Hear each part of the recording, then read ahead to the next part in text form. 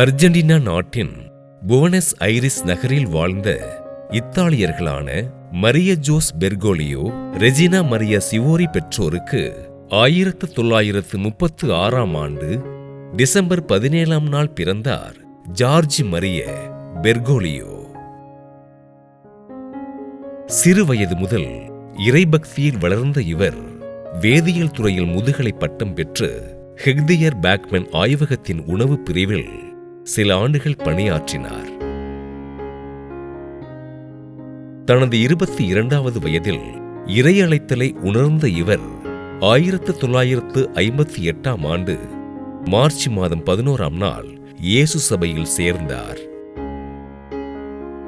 குருத்துவ படிப்பில் சிறந்து விளங்கிய இவர் 1969ஆம் ஆண்டு டிசம்பர் 13ஆம் நாள் தமது 33வது வயதில் இயேசு சபையின் அருட்குருவானார்.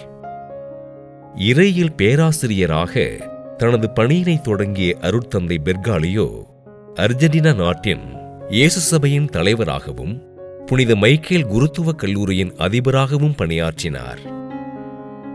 1992ஆம் ஆண்டு திருத்தந்தை 2ஆம் ஜான் பால் அவர்களால் அர்ஜென்டினாவின் புவனஸ் ஐரிஸ் உயர் மறைமாவட்டத்தின் துணை ஆயராக நியமனம் செய்யப்பட்ட அருட்தந்தை பெர்காலியோ 1998ஆம் ஆண்டு பிப்ரவரி 28ஆம் நாள் புவனஸ் ஐரிஸ் உயர் மறைமாவட்டத்தின் பேராயராக உயர்த்தப்பட்டார். பேராயராக தனது பணிகளை செம்மையோடு செய்த பேராயர் பெர்கோலியோவினை திருத்தந்தை 2ஆம் ஜான் பால் 2001ஆம் ஆண்டு பிப்ரவரி மாதம் 21ஆம் நாள் கர்தினாலாக உயர்த்தினார். திரு அவையின் பல்வேறு பேராயங்களில் உறுப்பினராக பணியாற்றிய பெர்கோலியோ சமுதாயத்தில் ஒடுக்கப்பட்டோர், ஏழைகள், கைவிடப்பட்டோர்களின் நல்வாழ்விற்காக கடுமையாக உழைத்தார்.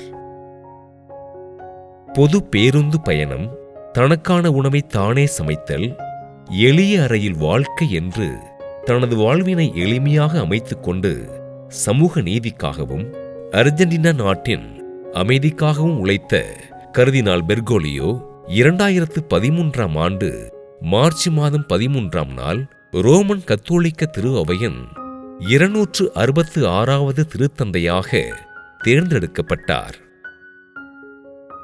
புனித பிரான்சிஸ் அசிசியாரின் நினைவாக தனது ஆட்சி பெயரை பிரான்சிஸ் என்று தேர்ந்து கொண்ட திருத்தந்தை பிரான்சிஸ் திரு அவையில் பல்வேறு பக்தி முயற்சிகளையும் சீரிய சிந்தனைகளையும் விதைத்து எளிமையாக வாழ்ந்தார். போர் இல்லாத உலகம் வேண்டும், உலக மக்கள் அமைதியோடு வாழ வேண்டும் என்று அனுதினமும் புனித மரியன்னையிடமும் ஆண்டவர் இயேசுவிடமும் மன்றாடிய திருத்தந்தை பிரான்சிஸ் உடல்நலக் குறைவினால் 2025ஆம் ஆண்டு ஏப்ரல் மாதம் 21ஆம் நாள் விண்ணகம் அடைந்தார். அகில உலக ரோமன் கத்தோலிக்க மக்களின் தலைவராக, ஆண்டவர் இயேசுவின் பிரதிநிதியாக கத்தோலிக்க திரு அவையினை வழிநடத்திய திருத்தந்தை பிரான்சிஸ் அவர்களின் ஆன்மா இறைவனில் நித்திய இளைப்பாற்றி அடைய உருக்கமோடு மன்றாடுவோம்.